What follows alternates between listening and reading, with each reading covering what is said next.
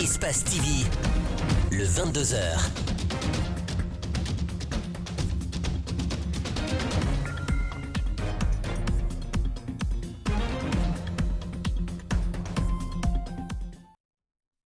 Sommaire de ce journal, le PNUD poursuit son appui au gouvernement guinéen. Ce vendredi, cette agence des Nations Unies a procédé à une remise d'équipements informatiques et de matériel au ministère des Affaires étrangères, de la coopération internationale, de l'intégration africaine et des Guinéens de l'étranger. Une action qui s'inscrit dans la promotion et le renforcement de la diplomatie guinéenne sur la scène internationale. Le gouvernement de transition compte en grande partie sur les recettes internes pour garder le cap. Dans le but d'optimiser les recettes douanières et améliorer le climat des affaires, le ministre du Budget, de celui du Commerce, de l'Industrie, des petites et moyennes entreprises ont réuni les opérateurs économiques afin d'engager des discussions. Les agriculteurs de Guinée sollicitent la protection de l'État pour sauver leur activité. Ces acteurs qui évoluent dans l'élevage de la volaille et la vente des œufs se plaignent de la concurrence déloyale. Ce sont les titres. Bonsoir et bienvenue à tous.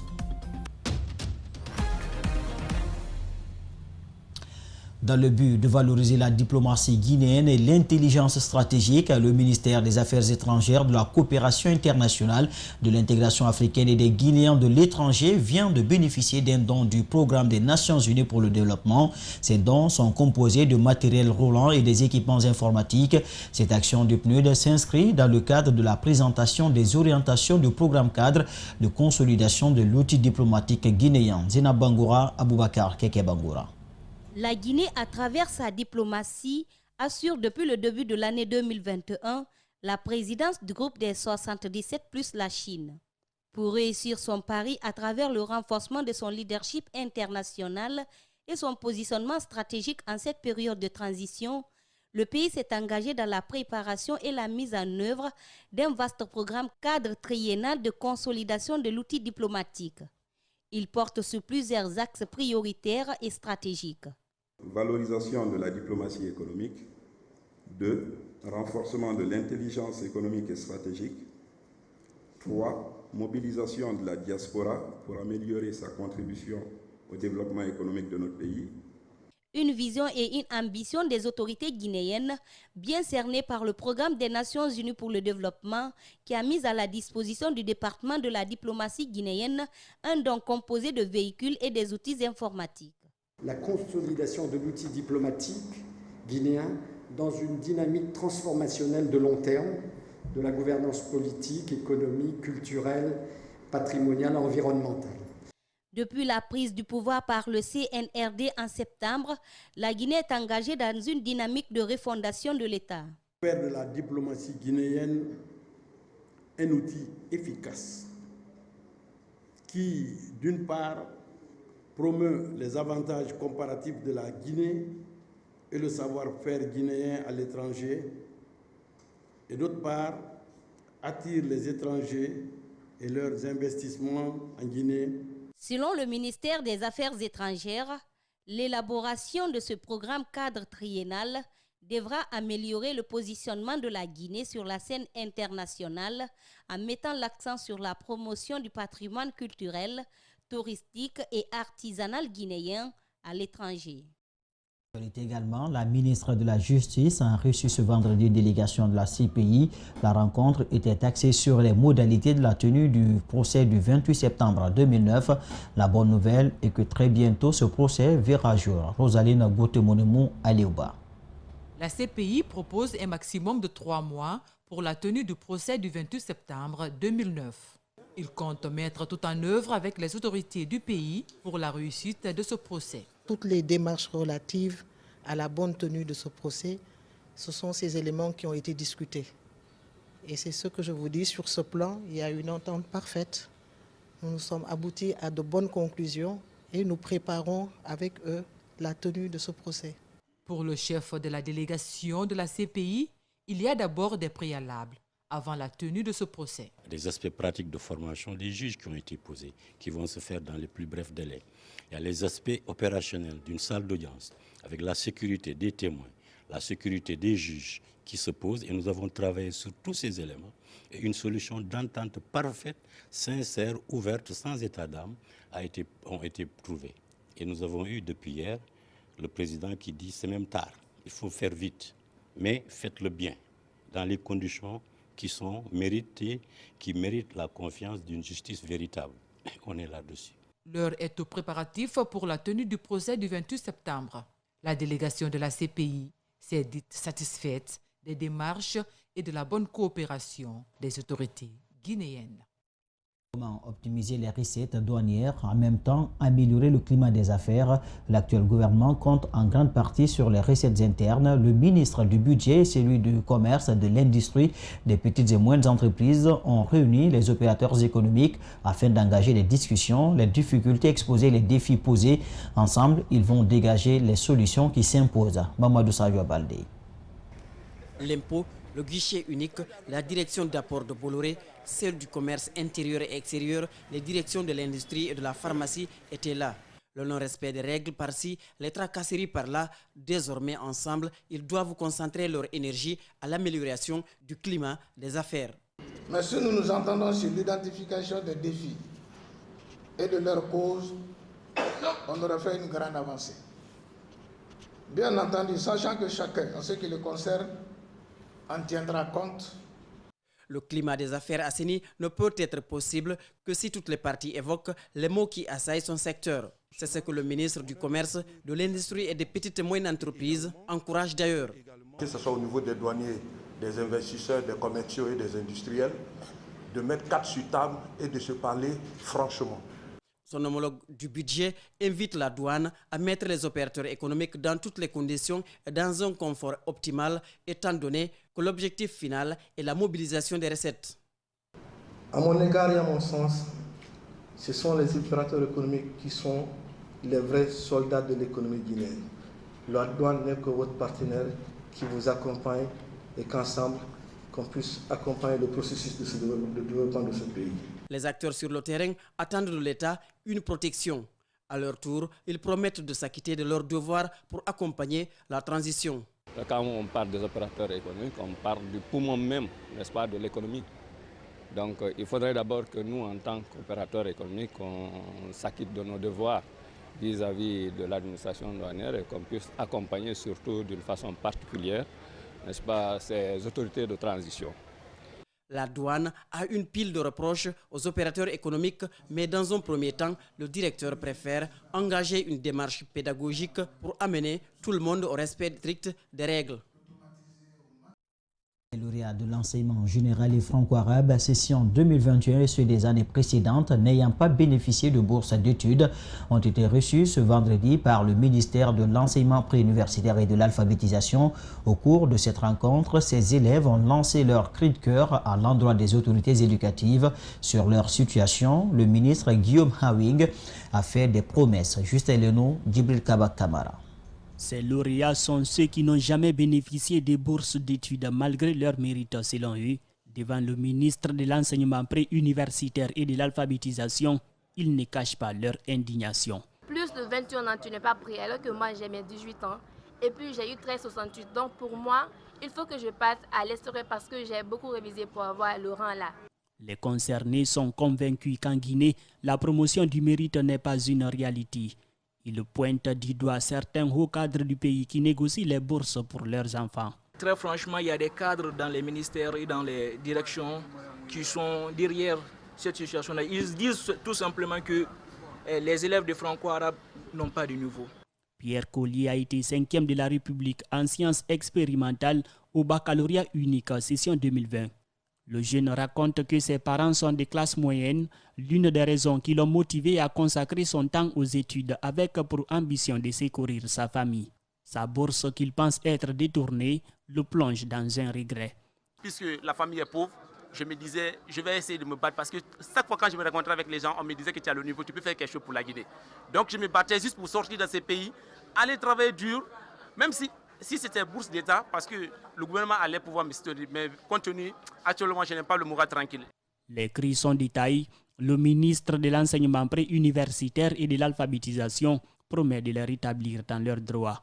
Nous sommes un gouvernement qui cherche à réunir tous les Guinéens, qui cherche à corriger l'injustice du passé. Donc nous allons nous battre pour mettre ensemble, pour rectifier ce tir. Tous ces lauréats qui se sont sentis touchés par cette injustice, nous allons nous battre, Inch'Allah, pour les rétablir dans leurs droits.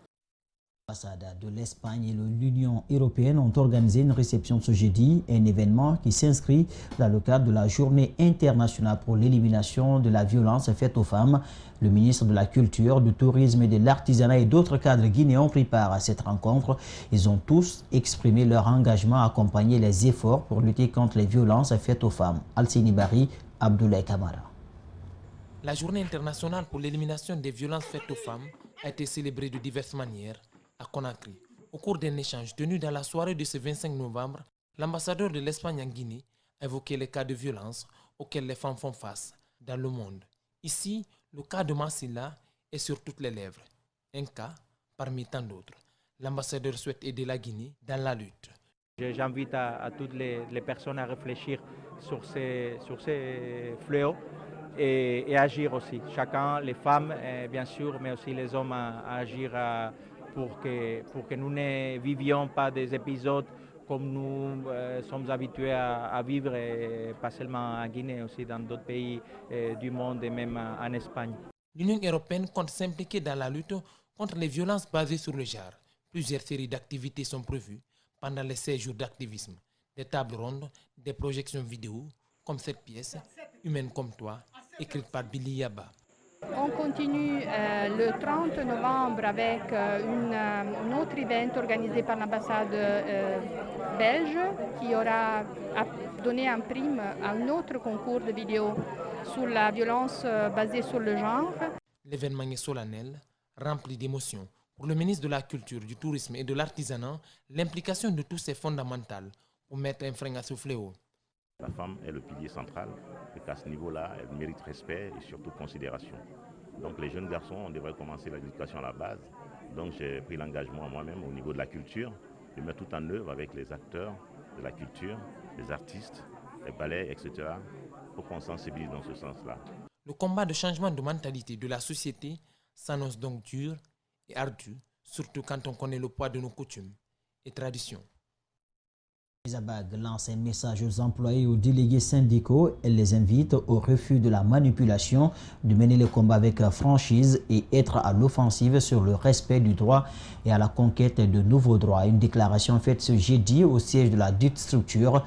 Alcini Bari et Abdoulaye Kamara ont recueilli la déclaration. Suivez un extrait. Laborieuses, travailleuses et travailleurs du secteur financier, nous devons refuser d'être la machine de grève et de guerre du bureau exécutif national. Cet autre message s'adresse aux délégués de base des banques, assurances et microfinances.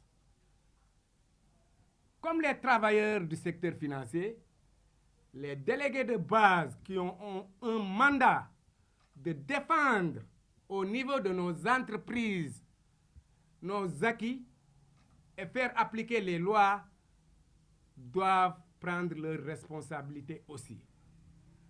Ils doivent mener le débat avec franchise dans la fraternité. Ils doivent s'impliquer activement pour faire renaître la Fezabac de ses cendres dans sa forme originelle. Aux membres du bureau exécutif national, dont Marie-Yvonne Koumbassa en est membre, Madame Makoura en est membre et moi-même, nous les interpellons. Nous devons changer de stratégie, puisque nos stratégies pendant ces 5 dernières années se sont usées au fil du temps et sont devenues inopérantes. Trafic international de drogue, un individu de nationalité malienne vient d'être présenté avec 20 kilos de cocaïne par les services de lutte contre la drogue à Conakry. Il a été arrêté le 17 novembre dernier à Kourémali, à la frontière guinéo-malienne. Le présumé auteur dit avoir été trompé par un de ses amis. Il est déjà mis à la disposition du tribunal pour son jugement selon l'équipe du colonel Moussa Kiebro Kamara. Les services de sécurité demandent plus de collaboration avec la population pour freiner les trafiquants dans leurs élans. Mahmoud Bouler Diallo et Yacouba Traoré nous donnent plus d'explications. Encore un réseau de trafiquants de drogue démantelé par les services de sécurité guinéens en collaboration avec ceux du Mali voisin. Pour s'assurer du type de drogue, ce kit spécifique atteste qu'il s'agit de la cocaïne. La valeur marchande de ces 20 kg est importante. Sur le marché international actuellement, 1 kg de cocaïne se négocie autour de 59 200 $. Ce qui veut dire les 59 000 fois 20 kg vous donne 1 180 000 $, soit 10 milliards 920 millions de francs guinéens. Devant la presse, le mis en cause dit avoir reçu ce colis à travers un de ses amis en provenance de la Sierra Leone. Il devait traverser la frontière Kouré-Malé avec la marchandise pour atteindre Mali-Bamako. Il dit ignorer la dangerosité de ce qu'il transportait.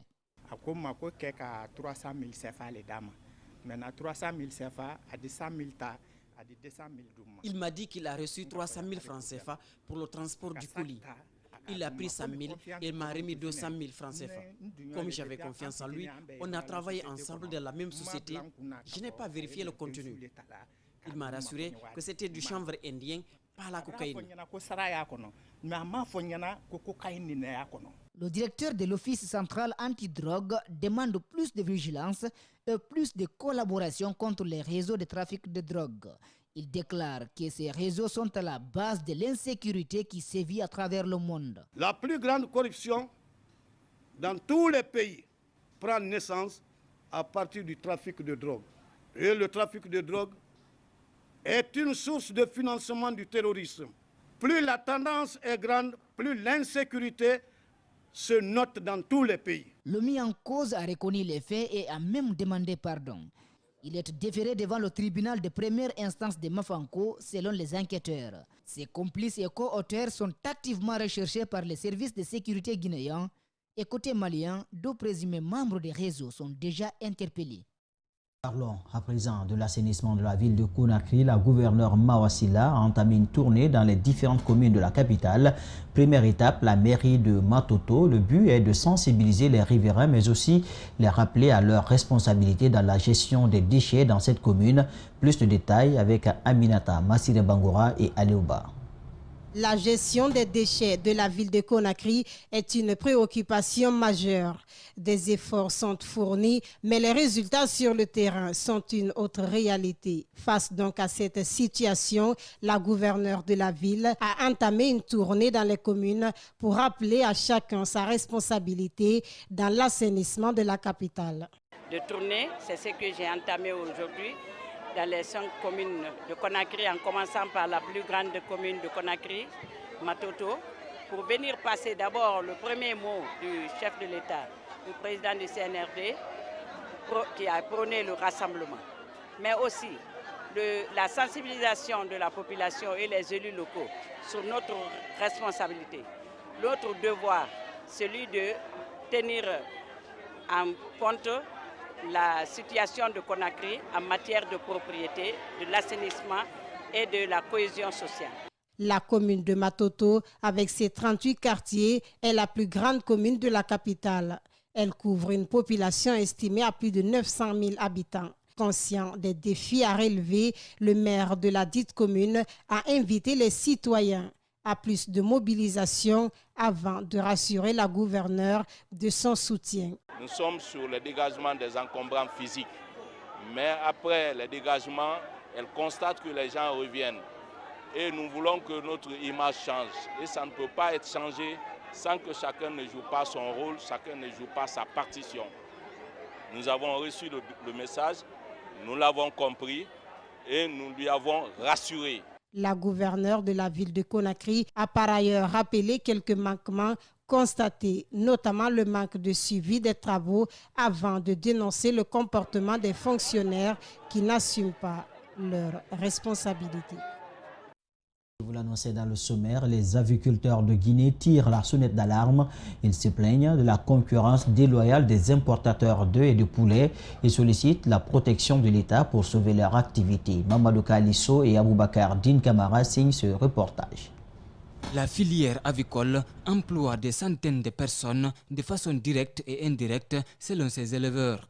La production des aliments des volailles souffre du manque de matières premières qui sont en majorité importées. Par exemple, rien que pour le maïs, ces éleveurs ont besoin à peu près de 50 millions de tonnes par an. Aujourd'hui, pour fabriquer de l'aliment sur 11 produits, vous avez 7 ou 8 qui viennent de la sous-région.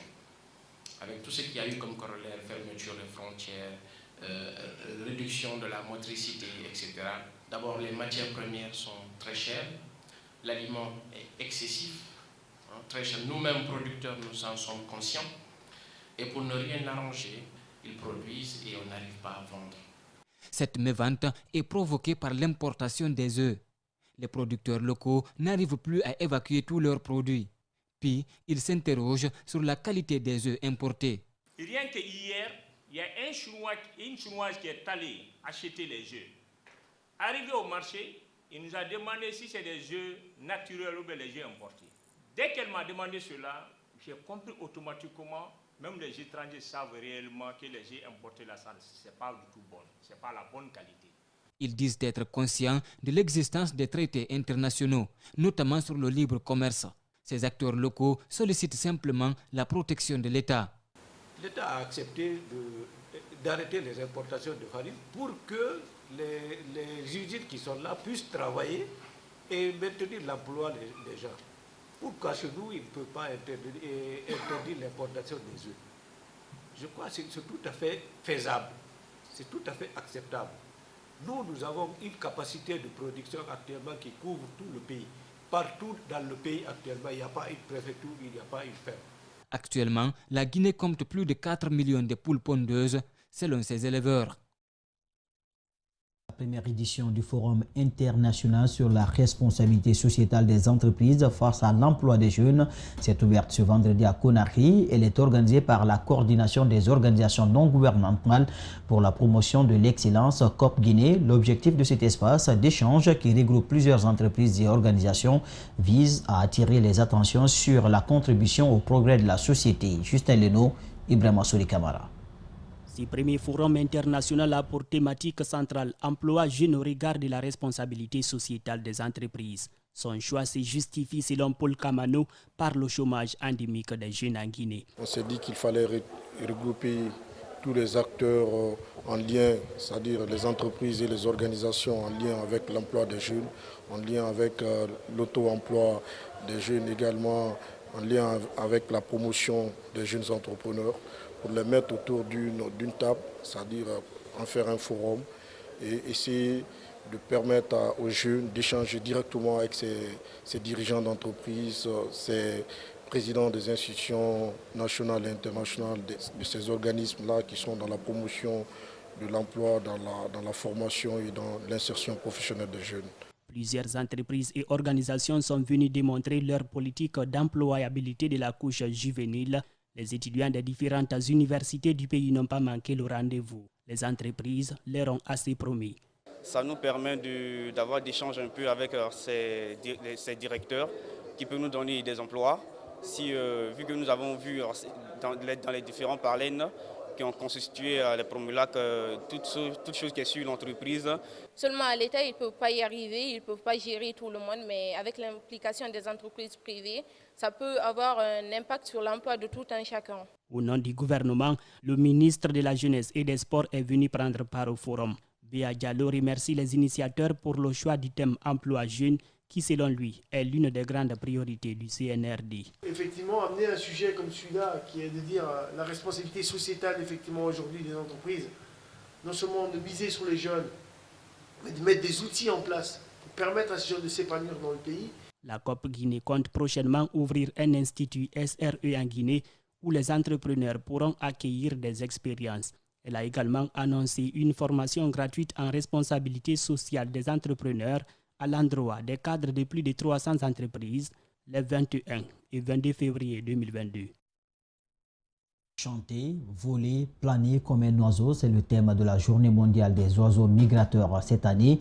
Une campagne mondiale annuelle est consacrée à la sensibilisation aux oiseaux migrateurs et à la nécessité d'une coopération internationale pour les conserver. C'est dans ce sens que la compagnie des bauxites de Guinée CBG a organisé une cérémonie en vue de faire de la protection de ces oiseaux une priorité. Plus d'explications avec Mamadou Pété Diallo, Salifou Lifo Sissé.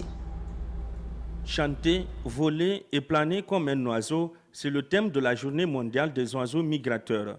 C'est une invitation aux gens du monde entier à se connecter, à renouer avec la nature en écoutant activement et en observant les oiseaux où qu'ils soient. Dans sa vision de conserver l'environnement, y compris les espèces qui y vivent, la CBG a initié une rencontre tenue ce jeudi à Kamsa. Donc la biodiversité fait partie intégrante de notre environnement.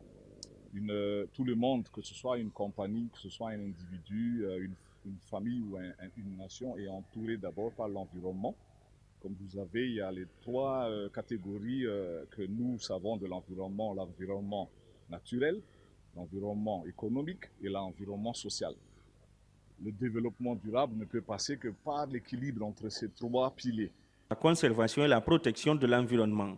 Une superficie dégradée doit donc être égale à une superficie réhabilitée. Pour la direction générale, l'influence qu'a la CBG sur la production de la bauxite doit se faire sentir sur le côté environnemental. Parce que CBG fait plus que de la bauxite. On n'est pas seulement ici que pour valoriser la bauxite. On ne peut pas le faire, on ne peut pas prétendre être une envergure, on ne peut pas prétendre être un leader mondial sans s'occuper de l'environnement. C'est une préoccupation qui est très, très, très présente au sein de la CBG, et ce depuis plusieurs années. Donc, et la biodiversité, bon, il y a les oiseaux migrateurs, mais il y a l'ensemble de la biodiversité. VTR. En Guinée, il n'existe pas de politique spécifique sur la protection des oiseaux migrateurs, mais il existe des politiques environnementales qui concourent à leur protection. Les écologistes présents à cette cérémonie ont énuméré quelques plans visant à préserver les animaux. Le plan de gestion des espèces, il y a aussi des plans d'action des espèces. Donc, et puis il y a, comment on appelle, la Convention cadre des Nations Unies pour la conservation de la biodiversité, dont la Guinée a ratifié ces conventions. Et toutes ces conventions, quand on fait leur mise en œuvre, je pense qu'on pourra contribuer à la conservation des oiseaux migrateurs. Après cette étape de Kamsar, va se suivre celle de Sangaredi qui va se tenir ce samedi. La deuxième édition du Café Emploi de Paul Kagame School Business s'est tenue ce vendredi à Lambagny dans l'enceinte de cette institution d'assistance professionnelle. Une deuxième édition qui a réuni plusieurs jeunes diplômés qui sont à la recherche de l'emploi. Ali Badra Kabara, Ibrahima Souli Kamara nous signe ce reportage. Chaque mois, l'Institut Paul Kagame Business School organise des rencontres qui regroupent les jeunes en situation d'emploi. L'objectif est d'évaluer le niveau des demandeurs d'emploi en vue de booster les compétences conformément aux besoins des entreprises d'embauche afin de réduire significativement le taux de chômage qui flambe du jour le jour en Guinée. L'objectif recherché, premièrement, c'est aider les jeunes à avoir de l'emploi. Le second objectif, c'est coacher et mentorer déjà les jeunes qui ont un emploi à évoluer dans leur emploi. Et également, troisième objectif, c'est plus faire découvrir de nouveaux métiers aux jeunes à la recherche de l'emploi. Pour cette deuxième édition, des questions comme l'inadéquation entre la formation et la profession, les principales difficultés rencontrées par des entreprises dans le recrutement ont été abordées. Nous avons dit aux participants, à ceux qui sont à la recherche du premier emploi, qu'il fallait un changement de paradigme, un changement de mentalité. Il faut venir avec une approche de vente. Vous avez des compétences à vendre que vous proposez à l'entreprise. Vous devez faire valoir ces compétences en identifiant des besoins spécifiques que l'entreprise a, que vous cherchez à combler à travers les compétences que vous avez. Les participants se félicitent de la rencontre. Des échanges fructueux ont eu lieu. Bon, j'ai décidé de participer à cette rencontre pour voir quelles sont les opportunités que cette rencontre offrait et aussi apprendre par rapport au système de mentorat qu'ils ont dit et aussi un peu poser des questions, apprendre et puis voir quelles sont les opportunités que je pourrais avoir grâce à ce café de l'emploi. Le prochain rendez-vous est donné au dernier vendredi du mois de décembre pour débattre d'autres sujets relatifs à l'employabilité. Le journal a été coordonné par André Moussier Minimono Izina Bangora. Il a été dirigé à la technique par l'équipe de Lamine Sidibé. Merci de votre aimable attention et bon suite de programme sur Espace TV et à demain. Au revoir.